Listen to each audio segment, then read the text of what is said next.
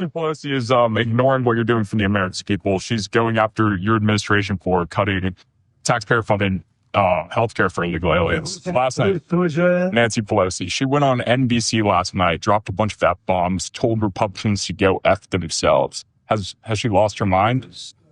We have done an unbelievable job medically. Just this, if you did nothing else, we've done a lot like the insulin. But just this, nobody can ever catch this. This is the biggest price reduction times, maybe 10 times, 15 times than has ever been given before. And this is going to have a huge impact. You know, as I said, Obamacare is not a good thing. It's been bad. And I'd like to make it better. I told them, I spoke to a lot of people, a lot of Democrats recently. I said, why don't we change it? We can make Obamacare much better. We could come up with a new system that would be much better, less expensive for the people and better.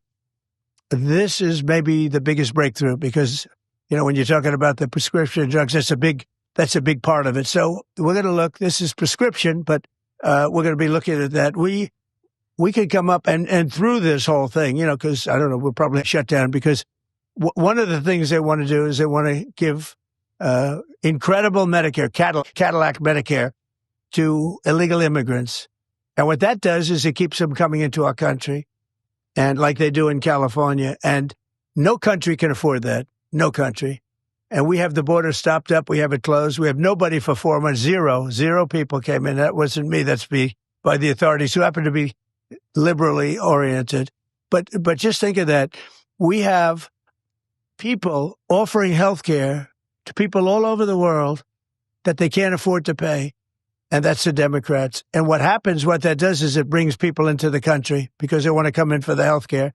But no country can afford it, and they can't afford it. So we cannot allow them to charge tremendous amounts of money for health care for people that aren't even citizens. And in many cases, they come in from prisons, jails, and mental institutions.